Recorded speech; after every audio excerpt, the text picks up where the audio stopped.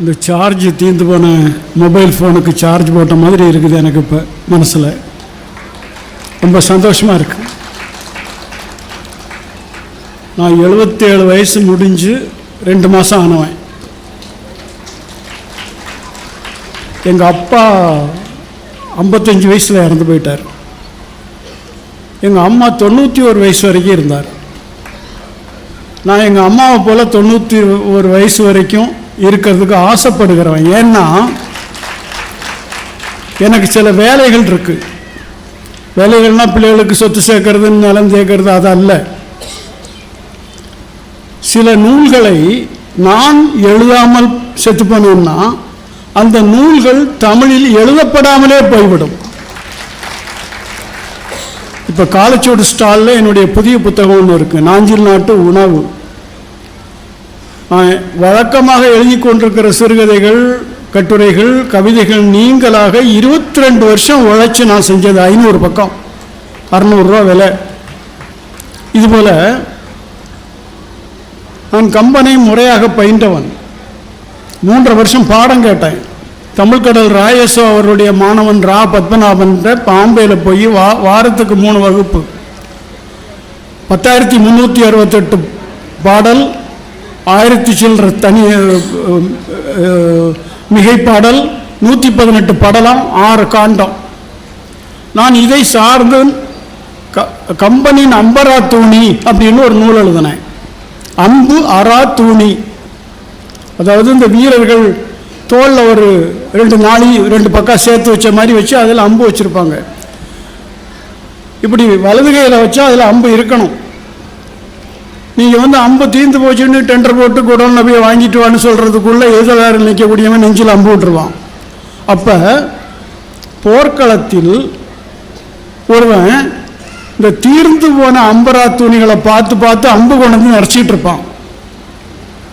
இந்த பழைய காலத்தில் திருவிழாக்களில் தீவட்டி பிடிச்சிட்டு போவாங்க சாமிக்கு முன்னாடி. பெட்ரோமாக்ஸ் லைட் வரல, எலக்ட்ரிசிட்டி வரல, தீவட்டி. அதுக்கு ஒரு எண்ணெய் ஊற்றுவாங்க, புன்னகெண்ணெய். அந்த எண்ணெய் தீர்ந்து போச்சுதுன்னா அது ஒரு மாதிரி கருகிய மஞ்சள் நிறம் அடிக்கும். உடனே ஒருத்தன் பெரிய வாளியில் புன்னகெண்ணெய் வச்சுட்டு சுமந்துக்கிட்டு திரிவான். அவன்கிட்ட இந்த தீவட்டியை தாத்து கொடுத்தா அவன் அதில் எண்ணெயை நிறச்சி கொடுப்பான். அதுபோல் இந்த அம்பு நிறச்சி கொடுப்பாங்க. இன்னொரு விஷயம் இருக்குது, பெரிய வீரர்கள் தங்களுடைய அம்புகளில் தங்களின் பெயரை பொறித்திருப்பார்கள். இது கூட்டத்தில் குண்டு வைக்கிற கதை இல்லை. நீங்கள் வாலிவதை படலம் படிச்சீங்கன்னா தெரியும். யாருடைய அம்பு அப்படின்ட்டு வாலி தன் மீது எய்யப்பட்ட அம்பை கையினால் பிடிச்சு அதனுடைய பேரை பார்க்குறான். மும்மைசால் உலகுக்கெல்லாம் மூல மந்திரத்தை முற்றும் தம்மையே தமர்க்கு நல்கும் தனிப்பெரும் தவத்தை இம்மைக்கும் எழுமை நோய்க்கும் அருந்தினை செம்மை சேர் நாமம் தன்னை கண்களால் தெரிய கண்டான்கிறது கம்பன். அப்போ அதில் அவனுடைய பேர் இருக்கு. இந்த இது ஒரு வில் வீரனுடைய சாமர்த்தியம்னா சொல் வீரன். கம்பன் 10,368 பாட்டு, எல்லாம் பெரும்பாலும் விருத்தப்பாக்கள், அரசீர் விருத்தம், எண்சீர் விருத்தம். ஒரு பாட்டுக்கு 24 சீரு. ஒரு சீருங்கிறது சில சமயம் 2 சொல்லு. அப்போ 10,368 மல்டிப்ளைட் பை 24, அவன் 2.5 லட்சம் சொல்லு பயன்படுத்தியிருக்கான். அதில் இந்த ரெப்படேட்டிவான சொல் இருக்கு இல்லையா, இவ்வண்ணம் நிகழ்ந்த வண்ணம் இனி இந்த உலகுக்கெல்லாம் உய்வண்ணம் அந்தி மற்றோர் துயர் வண்ணம் உருவதுண்டோ மைவண்ணத்து அரக்கி போரில் மணிவண்ணத்து அண்ணலே உன் கைவண்ணம் அங்கு கண்டேன் கால் வண்ணம் இங்கு கண்டேன்னு ஒரு பாட்டில் 8 வண்ணம் பயன்படுத்துகிறான். இதெல்லாம் ரெடியூஸ் பண்ணி பார்த்தா என்னுடைய எஸ்டிமேட்டில் கம்பன் இந்த மொழியில் 1 லட்சம் சொல்லுக்கு குறையாமல் பயன்படுத்தியிருக்கான். ஆனால் நாம் இன்னைக்கு படைப்பாளிகளாகிய நாம் எத்தனை சொற்களுக்குள்ள ஆப்ரேட் பண்ணிட்டு இருக்கோம்? மிஞ்சி போனால் வையாபுரி பிள்ளை 1922 தொகுத்த சென்னை பல்கலைக்கழகத்து வெளியீடான தமிழ் லெக்சிகனில் 1,22,000 சொல்ல அவர் அட்டவணைப்படுத்துகிறார். 7 வால்யூம். நீங்கள் ரீபிரிண்ட் கூட கிடையாது நம்மள்கிட்ட. நம்ம தமிழ் வளர்க்கிற யோகியதை அந்த 1,22,000 சொல்லை தாண்டி என்னுடைய அளவீட்டின்படி இன்னொரு 3 லட்சம் சொல்லு இந்த மொழிக்குள்ள இருக்கு, பதிவு செய்யப்படாம. இப்போ பெருச்சாளிங்கிற சொல்லு லெக்சிகன்ல இருக்கு. பெருக்கான் மலையாளம், கண்மணி குணசேகரன் அகவான் அப்படின்னு ஒரு சொல்ல சொல்றாரு பெருச்சாளிக்கு, அது லெக்சிகன்ல இல்லை. ஈழத்துக்கு போனீங்கன்னா அகர முதல்வன் அகழான் அப்படின்னு ஒரு சொல்ல சொல்றாரு. இப்படி நான் சொல்லிட்டே போகலாம். அப்ப இதுக்குள்ள ஒரு எழுத்தாளன் திரும்ப திரும்ப பயன்படுத்துவதன் மூலம் அந்த சொற்களை இந்த மொழிக்குள் வாழ வைத்துக் கொண்டு இருக்க முடியும். ஆகவே நான் கம்பனின் அம்பராத்தூணி, ராமனின் அம்பராத்தூணி இல்லை, கம்பனின் அம்பராத்தூணி அப்படின்னு ஒரு நூல் எழுதினேன். எனக்கு அடுத்தாப்புல ஒரு எண்ணம் இருக்கு. கம்பெனி தான் நான் செத்து போறதுக்கு முன்னாடி இன்னொரு நூல் எழுதணும். 1100 பாடல்கள் நான் சேகரித்து வச்சாச்சு, சொற்கள் தான். இப்போ முகூர்த்தம்னு ஒரு சொல் இருக்கு நம்மள்கிட்ட. நம்முடைய நாள்கள் நள்ளிரவு 12 மணிக்கு பிறக்கலை. இப்போ தான் நியூ இயர் டே அன்னைக்கு டிசம்பர் 31 ராத்திரி 12 மணிக்கு காத்திருந்து விஸ்கி கிளாஸ் எல்லாம் முட்டி மோதிக்கிட்டு 12 மணிக்கு விளக்கணிச்சு நம்ம நாளை கொண்டாடுறோம். நம்முடைய நாள் என்பது சூரிய உதயத்தில் தான் நாள் பிறக்குது. உதயாதி நாளிகை அப்படிம்பாங்க. அந்த நாளிகை என்பது என்ன? இப்போ நமக்கு 24 hours, ராத்திரி 12 இருந்து அடுத்த நாள் ராத்திரி 12 வரைக்கும். நமக்கு இருந்தது அல்லும் பகலும் 60 நாழிகை. அல்லுனா இரவு, பகல்னா பகல், ரெண்டும் சேர்ந்து 60 நாழிகை. அப்போ ஒரு நாழிகைங்கிறது எவ்வளவு நேரம்? 24 minutes. முகூர்த்தம் என்பது 2.5 நாழிகை, காலையில் 7:30 முதல் 9 வரைக்கும். இந்த முகூர்த்தம்ங்கிற சொல்லு, முகூர்த், நான் பாம்பேல 20 வருஷம் வாழ்ந்தவன், இந்தியா பூரா பயணம் செஞ்சவன். இந்தி நல்லா தெரியும், மராத்தி தெரியும், கொஞ்சம் கொஞ்சம் குஜராத்தி தெரியும். முகூர்த், முகூர்த்தம், இதுக்கு 1000 வருஷத்துக்கு முன்னாடி கம்பன் பயன்படுத்தக்கூடிய சொல் முகூர்த்தம். இன்னைக்கு தனித்தமிழாளர்கள் பயன்படுத்தக்கூடிய சொல். நமக்கு டிஸ்ட்ரிக்ட் கலெக்டர், மாவட்ட ஆட்சித்தலைவர், மாவட்ட ஆட்சியர், அப்புறம் இப்போ நம்முடைய சொல் ஆட்சியர். இந்த ஆட்சியருங்கிற சொல்லு இலங்கை எரியூட்டு படலத்தில் ராவணன் அனுமனை பார்த்து கேட்குற ஒரு பாட்டில் இருக்கு. நீல காலனோ மற்ற திசை நின்ற ஆட்சியருள் யாவருள் யாவன் நீ, இந்த ஆட்சியர் கம்பன் சொல்லு. ஆகவே எனக்கு இன்னொரு ஆசை, இந்த 1100 பாட்டுகள்ல இருந்து கம்பன் பயன்படுத்தின அபூர்வமான சொற்களை தொகுத்து ஒரு 1000-1200 பக்கத்தில் ஒரு நூல் எழுதணும். அப்போ வாழ்ந்திருக்கணும் இல்லை, வாழ்ந்திருந்தா தானே எழுத முடியும். இப்படி இங்க செய்யப்பட வேண்டிய வேலைகள் எக்கச்சக்கமாக இருக்கு. எவ்வளவு சொல்லிட்டு போகலாம். அந்த ஆர்வத்தோடு தான் நான் உங்க முன்னாடி நிற்கிறேன்.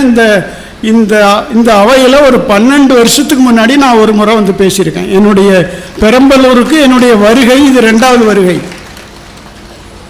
நான் ஸ்பின்னிங் மில்ஸுக்கு மிஷினரி ஸ்பேர் பார்ட்ஸ் விற்கிற தொழிலில் இருந்தவன். இந்தியாவில் எங்கெல்லாம் நூற்பாலை இருந்ததோ, விவிங் மில்ஸ் இருந்ததோ, அங்கெல்லாம் எங்கள் ஆள்பட்டிருக்கு. அஸ்ஸாம், நாகாலாண்டு, காஷ்மீர் தவிர. ஏன்னா அங்கே நூல் மில் கிடையாது. பல முறை போயிருக்கிறவன். இதில் இந்த வாய்ப்பு தந்ததற்காக நான் உங்களுக்கெல்லாம் நன்றி சொல்ல வேண்டும். அற்புதமான ஒரு உரையாற்றினார் நண்பர். இன்னைக்கு என்ன செய்யறாங்க? எங்கள் வீட்டில் 2 டாக்டர்ஸ், என் மகன் அனஸ்தீசியாலஜிஸ்ட்டு, என் மாப்பிள்ளை MS ஆர்த்தோ சர்ஜனாக இருக்கார். டைனிங் டேபிளில் உட்காந்து சில சமயம் அவங்க பேசிகிட்டு இருக்கிறத நான் சைலண்டாக கவனிச்சுக்கிட்டு இருப்பேன். சில சமயங்களில் நமக்கு ஒரு மாதிரியாக இருக்கும். இன்று மருந்துகளை தயாரித்து வைத்துக் கொண்டு நோய்க்கிருமிகளை பரப்புகிறார்கள். மருந்து விற்கணும் இல்லை, அப்படித்தான் இந்த கொள்ளை நோய்கள் பெருக்கெடுத்து ஓடுது. எனக்கு ஒரு வைத்தியர் இருந்தார், இறந்து போனார் போன வருஷம் 54வது வயசில். நான் 35 வருஷமாக டயபெட்டிக். நாஞ்சில் இந்த 120, 160 சமாச்சாரங்கள்லாம் விட்டுருங்க, 200க்குள்ளே வச்சுக்கோங்க. அவர் எனக்கு சொன்ன அட்வைஸ், மருந்து ஒழுங்காக சாப்பிடுங்க, வாக்கிங் போங்க, எக்ஸசைஸ் பண்ணுங்க, எல்லாத்துக்கும் மேலே மனசை அமைதியாக வச்சுக்கோங்க. எல்லாத்துக்கும் முக்கியமானது, நீங்கள் மனசு ஓலட்டையிலாக இருந்தால், ஆர்ப்பாட்டமாக இருந்தால், நீங்கள் என்ன மருந்து சாப்பிட்டாலும் உங்களுக்கு சுகர் இறங்காது. ஒரு எடுத்துக்காட்டு சொன்னார். இப்போ எனக்கு சைக்கிள் கூட ஓட்ட தெரியாது. நான் டவுன் பஸ்ஸில் பயணம் போகிற ஆள். என் மகள்கிட்ட கார் இருக்குது, மாப்பிள்ளைகிட்ட கார் இருக்குது, மகன்கிட்ட கார் இருக்குது, மருமகள்கிட்ட கார் இருக்குது. ஸ்டில் இன்னைக்கு கூட நான் பகலில் டவுன் பஸ்ஸில் ஏறி வெளியூர் பஸ்ஸில் ஏறி தான் சேர்ந்துருக்கேன். அப்போ அவங்க சொல்கிற விஷயம் எனக்கு அந்த வைத்தியர் சொல்கிறாரு, நீ வந்து வேகமாக கார் ஓட்டிட்டு போகிற, குறுக்க ஒரு நாடோ பாஞ்சு வந்ததுன்னா பிரேக் போடுவேன். அந்த டைமில் உன்னுடைய படபடப்பு ஒரு உச்சத்துக்கு போகும். அதை சமன்படுத்துவதற்காக உன் உடம்புல ஒரு சுரப்பி இருக்குது, அது சுரக்கும். இது ஒரு நாளைக்கு ஒரு முறை 2 நாளைக்கு ஒரு முறை நடந்தால் ஓகே, இது ஒரு நாளைக்கு 10 முறை நடக்குமே ஆனால் யூ பிகம் எ டயபெட்டிக் அப்படிங்கிறார். அப்போ நம்ம எப்படி இதுக்குள்ளெல்லாம் செலுத்தப்படுகிறோம்? அவர் எண்ணெய்கள் பற்றி சொன்னார். ஆறாவயல் பெரிய ஏன்னு, இதெல்லாம் நான் அன்பிரிப்பேர்டு டாக், நான் பேச வந்தது பாக்கெட்டில் மடித்து வச்சுருக்கேன். இதில் இருந்து எழுச்சி பற்றி பேசுகிறேன் நான். ஆறாவயல் பெரிய ஐயான்னு ஒரு கவிஞர், அவர் ஒரு கவிதை எழுதுவார். அவள் அப்பா வந்து என்னத்துக்கெல்லாம் மரம் வச்சார், வண்டிக்கு சக்கரம் செய்யறதுக்கு, நிலை செய்யறதுக்கு. வேப்பெண்ணெய் தயாரிக்கிற வேப்ப மரம் முறித்து விட்டு தாளிக்க வேம்பு வைத்தார். வேப்பெண்ணையை முறிச்சிட்டு அதை தாளிக்கலாமா? நான் கேட்குறேன் பெரிய ஏட்டா, ஏன் கசக்காதா? இல்லை, வேப்பெண்ணெய் ஒரு பாத்திரத்தில் வச்சுட்டு பெரிய கொல்லிக்கங்கு, செக்கச்செவேல்னு இருக்கக்கூடிய கொல்லிக்கங்கை எடுத்து அந்த வேப்பெண்ணெய்க்குள்ள ஒரு முக்குனீங்கன்னா அந்த கசப்பு முறிஞ்சிரும் அப்படிங்கிறார். இப்போ என்ன, இப்போ நமக்கு வந்து சித்தா ஆயுர்வேதிக் வந்து மாற்று மருத்துவம். என்ன அநியாயம் பாருங்க. நம்முடைய சொந்த மருத்துவம் பதார்த்த குண சிந்தாமணின்னு ஒரு நூல் இருக்கு. நான் என்னுடைய நாஞ்சில் நாட்டு உணவுங்கிற நூலில் கிட்டத்தட்ட ஒவ்வொரு காய்கறிகளுடைய தன்மையை பற்றி ஒரு 50 பாட்டு எடுத்தாண்டிருக்கேன். பதார்த்த குண சிந்தாமணி ரொம்ப அற்புதமாக சொன்னார். அது மாதிரி அம்மா வந்து ரொம்ப பண்பாட்டோட சொற்பொழிவு மேடைகள் செயலாற்றுகிறவங்க. எனக்கு அவங்களோட இந்த மேடையில் இருக்கிறது கௌரவமாக இருக்குது. முத்துநாக அவர்கள் சிறந்த நாவலாசிரியர். சுளுந்திங்கிற அவருடைய நாவல் வெகுவாக பேசப்பட்ட நாவல். அப்புறம் என்னுடைய தலைப்பு கொங்குதேர் வாழ்க்கை. கொங்குன்னா என்ன அர்த்தம்? கொங்கு நாடு, கொங்கு பிரதேசம், இதான பொருள். ஆனால் கொங்குங்கிற சொல்லுக்கு தமிழ் இலக்கணம் இலக்கியம் தருகிற பொருள் வந்து தேன்.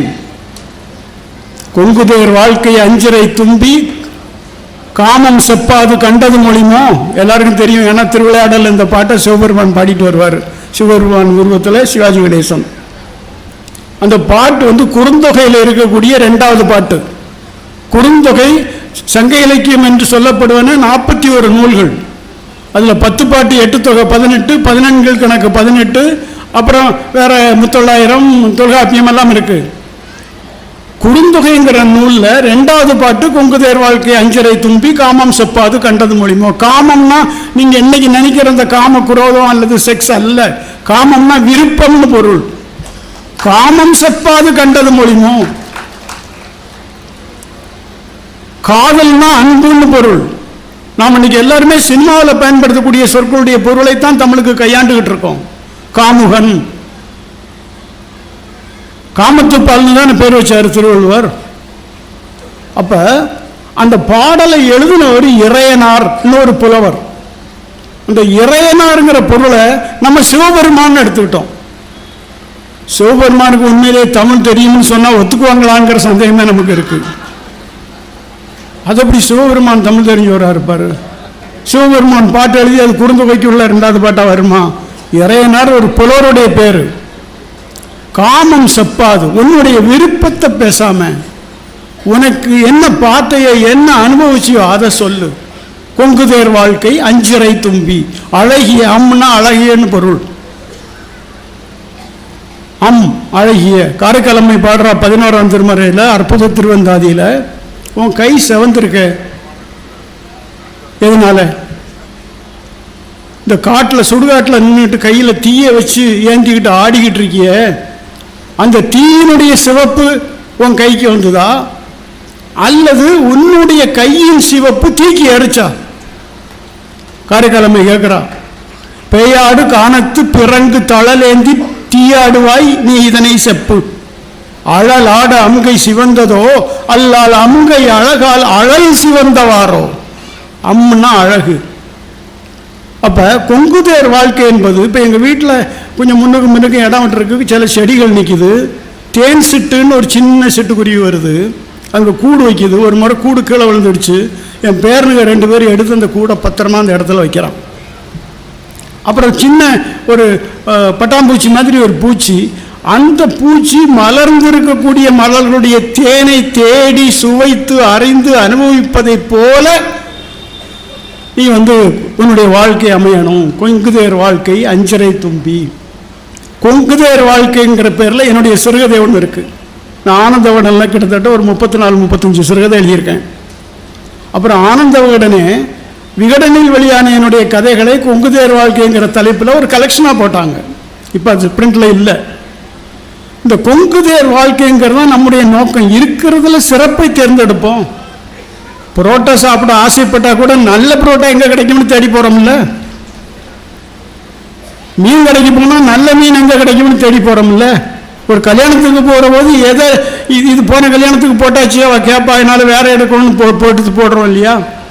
இந்த அற்புதமான விஷயங்களை தேடி போகணும், அனுபவத்தில் தேடி போகணும்.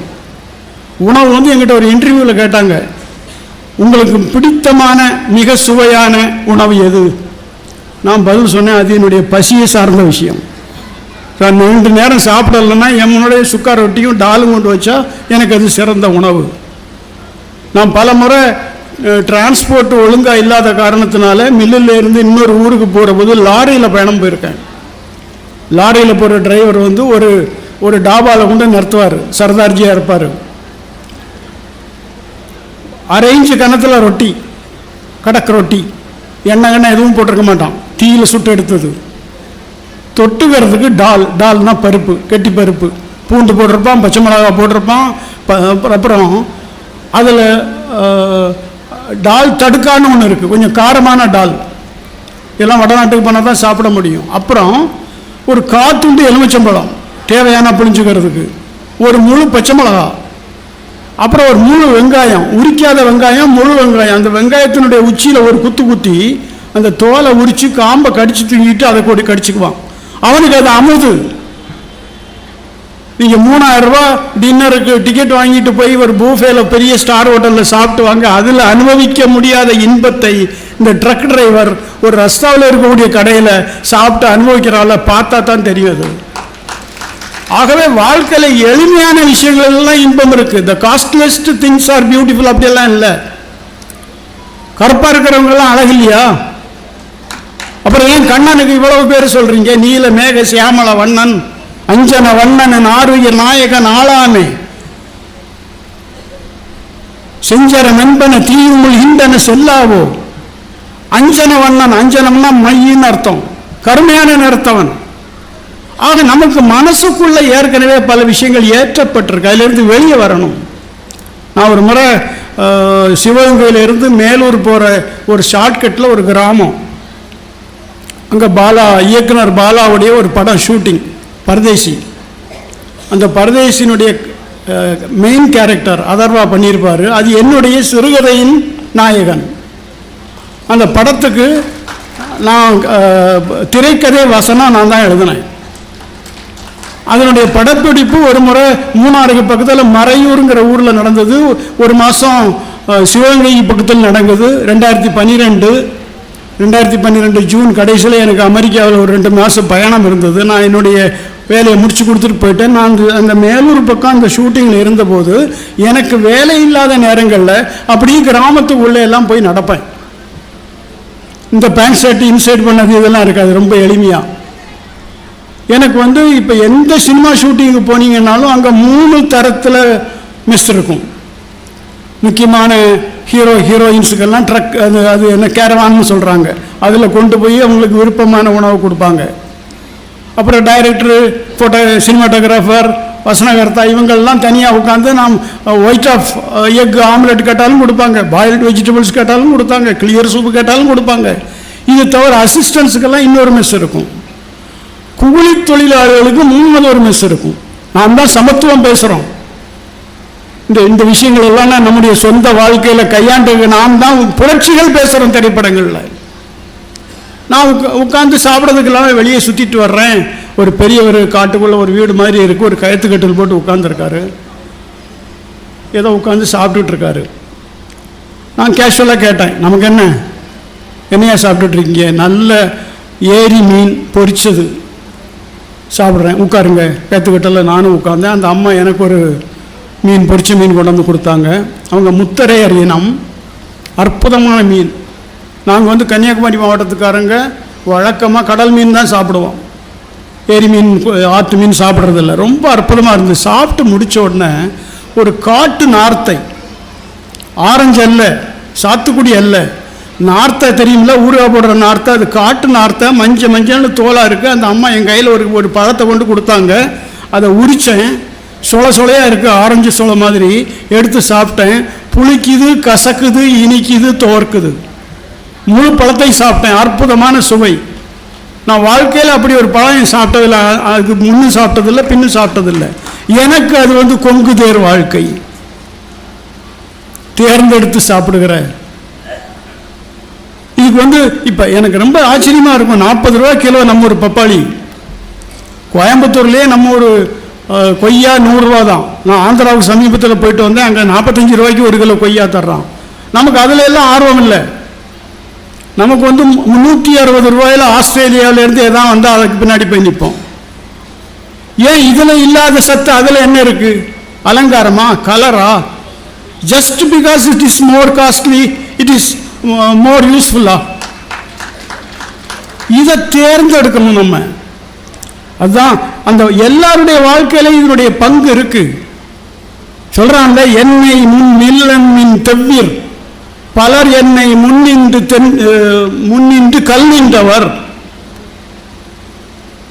ஐனா தலைவன் அருள் பொருள், ஐயை தலைவி. ஐ இப்போ கொங்கு பிரதேசத்தில் ஒரு பெரியவரை தேடி போனால் ஐயன் வெளியே போயிருக்காரு அப்படிம்பாங்க. ஐயன்னா தலைவன். ஐயன்லேருந்து வந்த இன்னொரு சொல் தான் ஐயர். ஐனா தலைவன். என் ஐ, என்னுடைய தலைவன். என்னுடைய தலைவன் முன் நில்லாதீர்கள். தெவ்விர்னா பகைவர். பகைவர்களே பலர், ஏற்கனவே பல பேர் என் தலைவன் முன் நின்று இன்னைக்கு கல்லா நின்றுட்டு இருக்கான், நடுகற்களாக சமாதிகள்லாம் நின்றுட்டு இருக்கான். இதை படிக்கிற போது எனக்கு வந்து தேனை கண்டுபிடிச்ச மாதிரி இருக்குது. எம்முளம் உளன் ஒரு பொருவன் அப்படிங்கிறான். ஒரு தச்சன் தினசரி 8 தேர் செய்வான். ஆனால் அவன் ஒரு மாதம் உழைச்சு ஒரு தேர்னுடைய, ஒரு சக்கரத்தினுடைய, ஒரு ஆரக்கால் செய்கிற மாதிரி எம்முளம் உளன் ஒரு பொருணன். இந்த காட்சிகளை இலக்கியத்தில் வாசிக்கிற போது நமக்கு அவ்வளவு மெய்சிலிருப்பாக இருக்குது. சொந்த வாழ்க்கையிலே நமக்கு அனுபவங்கள் இருக்குது. நான் வந்து சொல்லியிருக்கேன் ஏற்கனவே, நான் மில்லா அலைஞ்சவன். தூத்துக்குடி பக்கத்தில் ஒரு மில்லு. மத்தியானம் ஒரு 12:45 மணிக்கு மில் மேனேஜிங் டைரக்டர் முன்னாடி உட்காந்துருக்கேன். எனக்கு கேஷுவலாக ஒரு பழக்கம் உண்டு. சார் உங்கள் சொந்த ஊர் அது? அவர் சொன்னார், என்கிட்ட சாயர்புரம். நான் இப்படி அவரே கொஞ்ச நேரம் பார்த்துட்டு, ஓ ஜியு போப் அப்படிங்கிறேன். ஜியு போப் வாழ்ந்த ஊர்.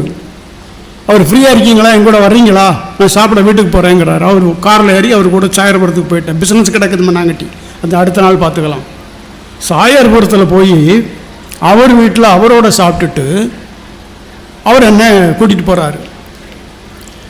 இந்த ஆங்கிலத்தில் சேப்பல்னு ஒரு சொல் இருக்குது. சேப்பல்னா சின்ன தேவாலயம். ஒரு 16 பேர், 18 பேர், 24 பேர் உட்காந்து தொழக்கூடிய ஆலயத்துக்கு சேப்பல்னு பேர். ஜியு போப் உட்கார்ந்து தொழுத சேப்பல் எனக்கு காட்டினார். நான் உடனே, நான் பிறப்பால் வளர்ப்பால் மரபால் இந்து.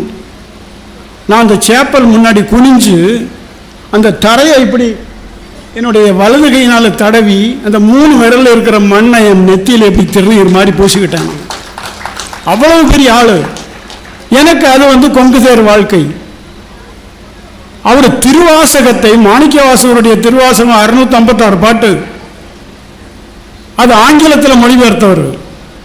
மொழிபெயர்த்து அதை பைண்டிங்கு போகிற போது சொல்கிறாரு, அதில் அங்கங்கே ட்ராப்ஸாக இருக்கும், அதை எரேஸ் பண்ணாதீங்க, அது தண்ணி எழுந்தது அல்ல, என்னுடைய கண்ணீர் சொட்டுகள் அப்படின்னு பதிவு செய்கிறார் ஜியு போப். ஜியு போப் அங்கே இருக்கிற போது இன்னொரு பெரிய சர்ச்சு கட்டுறாங்க, 350 பேர் உட்கார்ற மாதிரி. அங்கே ஒரு கல்வெட்டு இருக்கு. அந்த சர்ச்சை பார்க்குற போது அதில் வந்து அந்த சர்ச்சு திறப்பு விழாவுக்கு கால்டுவெல் வந்திருக்காரு சாயல்குடியிலிருந்து. அப்போ நான் நினைக்கிறேன், என்னுடைய வாழ்க்கையில் இது எவ்வளவு பெரிய பாக்கியம். ஜியு போப் நடந்த அந்த சேப்பல், கால்டுவெல் வந்து திறந்து வச்ச அந்த சர்ச்சு, இதில் வந்து என்னுடைய மதம் இதுக்கு உள்ள வந்து குறுக்கிடுமானால் நான் மனுஷனே கிடையாது. நாராயணகுருன்னு ஒரு பெரிய ஆள், செயின்ட் நாராயணகுரு கேரளத்தில். நாராயணகுருகிட்ட போய் ஒரு கேள்வி கேட்குற போது அவர் சொல்கிறாரு, மதம் ஏதாயாலும் இருந்தா மனுஷியர் நன்னாவணும், எந்த மதத்திலேயான இருடா, ஆனால் நீ நல்ல மனுஷனாரு, அது ரொம்ப முக்கியம். இதை பெறுகிற தருணங்கள். அப்புறம் இன்னொரு செய்தி, அங்கே ஒரு ஸ்கூல் இருக்கு, high school, higher secondary school. அங்கே ஹெட்மாஸ்டராக வேலை பார்த்தவர் ஹென்றி ஆல்ஃபிரட் கிருஷ்ணபிள்ளை, H.A. கிருஷ்ணபிள்ளைம்பாங்க. அவர் பிறப்பால் வைணவ மதத்தை சார்ந்த வேளாளர், மதத்தால் கிறிஸ்தவர். அவர் தான் தமிழை ரட்சணிய யாத்திரையும் எழுதுறாரு. ஏசுநாதரை சிலுவையில் அடிக்கிறாங்க, திருமுறிவுன்னு சொல்லுவாங்க மலையாளத்தில், ரத்தம் பாயுது. அப்போ ஒரு பாட்டு வைக்கிறாரு, தன்னறிய திருமேனி சதைப்புண்டு தவிப்பெய்தி பன்னறிய பலபாடு படும்போதும் பரிந்து எந்தாய் இன்னதென அருகிலார் தாம் செய்த இவர் பிழையை மன்னியும் என்று எளிர்கனிவாய் திறந்தார் நம் அருள் வள்ளல் ஹென்றி ஆல்ஃபிரட் கிருஷ்ணபிள்ளை. ஸோ இந்த தருணங்கள் எல்லார் வாழ்க்கையிலே இருக்கு, யார் வாழ்க்கையிலே இல்லை. சின்ன சின்ன விஷயங்களை நம்ம பொருள்படுத்தணும், கவனிக்கணும். ஒரு பையன் பிரெட் வாங்கிட்டு போகிறான், பின்னாடி ஒரு 6ஆம் கிளாஸ் 7ஆம் கிளாஸ் படிக்கிற பையன், என் கண் முன்னால் பார்த்த சம்பவம். 2 நாய்கள் பின்னாடி வருது அந்த பிரெட் வாசனைக்கு, நின்று அந்த பிரெட் பாக்கெட்டை பிரித்து ஆளுக்கு 2 எடுத்து போடுறான். அப்போ அவங்ககிட்ட I feel the presence of God. இந்த விஷயம் நமக்குள்ள வரணும் இல்லையா? அதுதான் கொங்குதேர் வாழ்க்கை. எனக்கு ரொம்ப பிடிச்ச இன்னொரு சொல் த ஃபயர் நெக்ஸ்ட் டைம். நான் கல்லூரியில் படிக்கிற நாட்களில் பூனாவில் இருந்து ஒரு இன்ஸ்டியூட்டில் இருந்து பைபிள் நடத்தினாங்க போஸ்டல் மூலம். 3 வருஷம் படித்தேன் முழு பைபிளும். இன்னைக்கு எங்கிட்ட பைபிள் 6 எடிஷன் இருக்கு. ப்ராட்டஸ்டன்ட் இருக்கு, ரோமன் கேத்தலிக்கும் இருக்கு, தமிழ் மொழிபெயர்ப்பும் இருக்கு. அப்போ அதில் பாடம் அனுப்புவாங்க, பாடத்தோட கூட கொஸ்டின் அனுப்புவாங்க. கொஸ்டின் அதை ஃபில்லப் பண்ணி திரும்ப அனுப்புறதுக்கு self addressed post stamp cover வச்சுருப்பாங்க. நான் வாங்கி படித்து நான் அதில் ஒரு சர்டிஃபிகேட் வாங்கி வச்சுருக்கேன். அதில் உலகம் ரொம்ப கெட்டுப்போச்சு, இறைவன் இந்த உலகத்தை வெள்ளப்பெருக்கினால அழிச்சிடலாம்னு நினைக்கிறான். இவனை வச்சுட்டு என்ன பண்ணுறது, அழிச்சிருவோம். நோவான்னு ஒருத்தன், நோவாங்கிற சொல் NOAH, தமிழில் நாவாய், மகாராஷ்டிராவில் நையா, ஆங்கிலத்தில் navy, all from Noah, NOAH. அந்த நோவா கூப்பிட்டு நீ ஒரு கப்பல் பண்ணு, கப்பலில் நாய், பூனை, குதிரை, கழுதை, பசு, எருமை எல்லாமே ஆணும் பெண்ணுமா ஜோடி ஜோடியாக ஏற்றிக்க அப்படின்னு சொல்லி அவன் ரெடியான உடனே பெரிய புயல், பூகம்பம், இடி, மழையெல்லாம் கொண்டு உலகம் அழியுது. இந்த கப்பலில் இருக்கிறதெல்லாம் பாதுகாப்பாக இருக்குது. இந்த சந்தர்ப்பத்தில் பைபிளில் ஒரு சென்டென்ஸ் வருது, God sent Noah the rainbow sign. அடுத்தால எழுதுறாரு, no more water the fire next time. மகனை அடுத்த முறை தண்ணி இல்லடா தீ. என்னால் மறக்க முடியாத இன்னொரு வாக்கியம். இந்த மாதிரியான தருணங்கள் இலக்கியம் தந்துக்கிட்டே இருக்கு, வாசிப்பு தந்துக்கிட்டே இருக்கு. நம்ம பிள்ளைகளுக்கு வாங்கி கொடுக்கணும் புத்தகம். என் வீட்டில் நான் எந்த பிள்ளைகள் வந்தாலும் கொடுக்கறதுக்குன்னு ஒரு புத்தகம் வச்சுருப்பேன். என் பேரனை நல்லா படிக்கிறவனுங்க. ஒரு நாள் சொன்னான், இப்போ தான் சொன்னான், எனக்கு பேர் ஞாபகத்துக்கு வர மாட்டாங்குது, இந்தியாவில் வாழ்ந்து ஒரு ஆங்கிலேயர் எழுதின சிறுவருக்கான புத்தகங்களை வாங்கி கொடுங்கன்னு. அவன் வகுப்பில் சொல்கிறாங்க, 4ஆம் கிளாஸ் படிக்கிற போது, பாரதியார் பாட்டு ஒன்று மனப்பாடம் செய்து சொல்லிடா, எல்லாருக்கும் தெரியும், ஓடி விளையாடு பாப்பா, நீ ஓய்ந்திருக்கலாகாது பாப்பா, இல்லைன்னா செந்தமிழ்நாடனும் போதினிலே இன்ப தேன் பாயுது காதினிலே. நான் கேட்டேன், நான் ஒரு பாட்டு எழுதி தரேன்டா, பாரதியார் பாட்டு நானே எழுதி தர்றேன், நானே வாசித்து காணிக்கிறேன், கஷ்டப்பட்டு படிக்கணும், படிச்சுட்டு போய் ஒப்பிக்கிறியா ஸ்கூலில்? சரி தாத்தா, நான் எழுதி கொடுக்குறேன். பாரதியாருடைய மழைன்னு ஒரு பாட்டு. திக்குக்கள் எட்டும் சிதறி தீம் தருகிட தீம் தருகிட தீம் தருகிட தீம் தருகிட பக்க மலைகள் உடைந்து வெள்ளம் பாயுது பாயுது பாயுது பேய்கொண்டு தக்கை அடிக்குது காற்று. 16 வரி பாட்டு. 10 நாள் பயிற்சி செய்து மனப்பாடம் பண்ணி போய் சொல்லிட்டான்.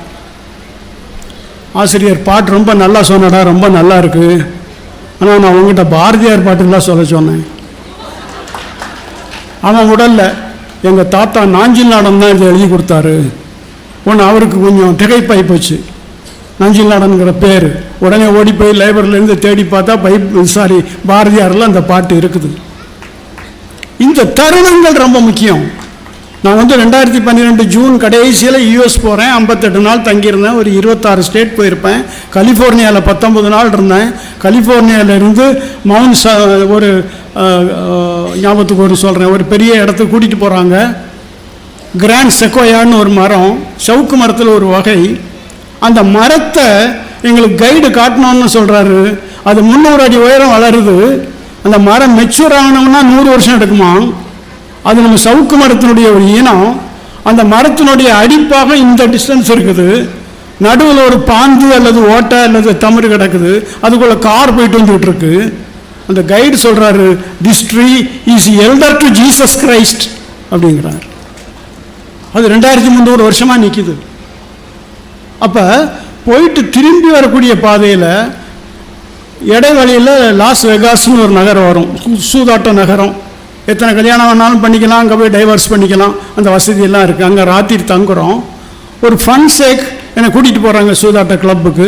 நான் ஒரு $5 $1 மாற்றி வச்சுட்டு 1 கோடி ரூபா சம்பாதிச்சிட முடியாதாங்கிற ஆசையில் வச்சு $5 இழந்துக்கிட்டேங்கிறேன். அப்புறம் சில பெண்கள் கையில் சேஞ்சஸ், ட்ரிங்க்ஸ், சிகரெட் இதெல்லாம் வச்சுட்டு விற்பனைக்காக வந்துட்டுருக்குறாங்க. இதை பார்க்குறேன்னா எனக்கு உடனே ஒரு பாடல் ஞாபகம் வருது. இன்னைக்கு ட்ராமா அற்புதமாக நடத்தி காட்டினாங்க பசங்க, ரொம்ப அற்புதமாக இருந்தது. பாஞ்சாலி சபதம், பாரதியினுடைய பாஞ்சாலி சபதம்.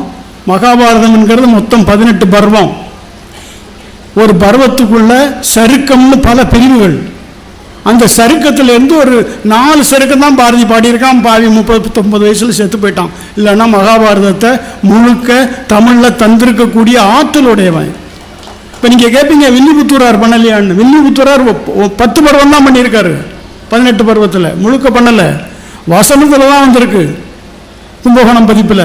பிறகு ஜெயமோகன் அதை நாவல் வடிவில் 26,000 பக்கங்களில் 26 வால்யூமாக எழுதியிருக்காரு. எனக்கு அந்த சூதாட்ட கிளப்பில் இருக்கிற போது பாரதியாருடைய பாட்டு ஞாபகத்துக்கு வருது. சூதர் மனைகளிலே அன்னை தொண்டு மகளிருண்டு சூதிர் பணையம் என்று ஆங்கோர் தொண்டச்சி போனதில்லை. ஏது கருதி வைத்தாய் அன்னை, யாரை பணையம் வைத்தாய்? மெய் சிலிர்த்து அந்த ராத்திரி, அந்த கோயிலில் ராத்திரி 2 மணிக்கு சூதாட்ட கிளப்பில் உட்காந்து 2 லார்ஜ் விஸ்கியும் குடிச்சிட்டு இருக்கிற போது பாரதி அதுக்கு ஞாபகம் வருகிற கணம் எனக்கு கொங்குதேர் வாழ்க்கை. இந்த அனுபவம் எல்லாருக்கும் சாத்தியம்தான். நாம் கொஞ்சம் முனையணும். ஒரு நடிகை எத்தனை கல்யாணம் பண்ணி எத்தனை டைவர்ஸ் வாங்கினாங்கிறதுல நமக்கு தகவல் தெரியும். ஒரு நடிகை ஒரு சினிமாவுக்கு எத்தனை கோடி சம்பளம் வாங்குறாங்கிறது நமக்கு தெரியும். ஒரு படம் எத்தனை கோடி பட்ஜெட்டில் தயாரிக்கப்படுவதுங்கிறது நமக்கு தெரியும். ஆனால் ஒரு உத்தமமான ஒரு மேட்ரு, வாழ்க்கையில் நடந்த சம்பவம் நமக்கு ஞாபகத்துக்கு வரலன்னா நான் இது I don't feel sorry alone, I feel pity. அதுக்காக தான் சொல்கிறேன், தருணங்களை கண்டடைவோம். எல்லாத்துலேயும் தருணம் இருக்குது. எங்கள் வீட்டுக்கு பின்னாடி ஒரு கொய்யா இருக்குது, சிவப்பு கொய்யா, மஞ்சள் அடிச்சிடுச்சு. என் பேரன்ட்ட சொல்கிறேன், டே இந்த கொய்யாவை பறிச்சிடுவோம், நாளைக்கு வௌவால் சாப்பிட்டு போயிடும். அவன் சொல்கிறான், வௌவால் தானே தாத்தா சாப்பிடுது, வேஸ்ட் இல்லை தாத்தா. ஒரு 4 வயசு பையன். இது எனக்கு கொங்கு, எனக்கு தேன். கொங்குங்கிறதுக்கு தேனுங்கிறதுக்கு இன்னொரு பொருள். கொங்கு நாட்டை சார்ந்த மொழி சார்ந்து சொற்கள் சார்ந்து வட்டார வழக்கு சொல்லுகிறாதி 6 வந்திருக்கு, பெருமாள் முருகன் இன்க்ளூடிங். சமீபத்தில் ஒரு புத்தகம் வந்திருக்கு, சூலூர் ஆனந்திங்கிற ஒரு அம்மா பண்ணியிருக்கிறாங்க. அந்த புத்தகத்தினுடைய தலைப்பு தேன் அகராதி. கொங்குங்கிறத அவங்க தேன்னு மாத்துறாங்க. ஆக இந்த அனுபவங்கள், இந்த வாய்ப்புகள் எல்லோருக்கும் சமமாக வழங்கப்பட்டிருக்கு. எனக்கு முன்னாடி என் காலுக்கு கீழே 4 அடி தோண்டினீங்கன்னா குடங்குடமாக தங்க நாணயங்கள் குடங்குடமாக இருக்குது. நம்ம கையை வெளியில் எழுந்துட்டு எனக்கு ஒரு $1 போட மாட்டியா, ஒரு ஃப்ராங்க் போட மாட்டியா, ஒரு எண் போட மாட்டியா, ஒரு ரியால் போட மாட்டியான்னு கெஞ்சிக்கிட்டு இருக்கிறோம். ஆக இதை நாம் உணர்ந்து கொள்ளணும். புத்தகங்களின் மூலமாக என்ன அற்புதமான புத்தகங்கள் இந்த மொழிக்குள்ளே எழுதப்பட்டிருக்கு, மொழிபெயர்க்கப்பட்டிருக்கு. ஆச்சரியமாக இருக்குது. 4 பாம்பு தாங்க விஷமுடைய பாம்பு இந்தியாவில் வாழ்கிற பாம்பில். நாகப்பாம்பு, கட்டுவிரியன், மிச்சம் எல்லாம் இன்னசென்ட். அரணை மாதிரி, பல்லி மாதிரி, ஓனான் மாதிரி, பச்சை பாம்பு, சார பாம்பு, தண்ணி பாம்பு, சொல்லிக்கிட்டே போகலாம். இந்த 800 சில்லற பாம்பில் எத்தனை 1000 லட்சம் கோடி பாம்பை நம்ம கொண்டு இருப்போம். அது விஷம், அதுக்கு கடிக்க தெரியாது, அதுகிட்ட விஷம் கிடையாது. ஒரு பூரானுக்கு இருக்கிற விஷம் கூட அந்த பாம்பிட்ட கிடையாது. 4 ஃபேமிலி பாம்புகளுக்கு தான் விஷம் உண்டும். ஸோ இதெல்லாம் புஸ்தகங்களை தான் தெரிஞ்சுக்கணும். இதை குழந்தைகள் படிக்கணும், சிறுவர்கள் வாங்கி படிக்கணும், உங்களுக்கு வாங்க கொடுக்கணும். இந்திய நதிகள் பற்றி தெரிஞ்சுக்கணும், இந்திய மலைகள் பற்றி தெரிஞ்சுக்கணும். இதெல்லாம் அமைவதற்கு ஆண்டவன் நமக்கு அருள் செய்ய வேண்டும் என்று சொல்லிக்கொண்டு என்னுடைய வாய்ப்புக்கு நன்றி சொல்லி அமைகிறேன். வணக்கம்.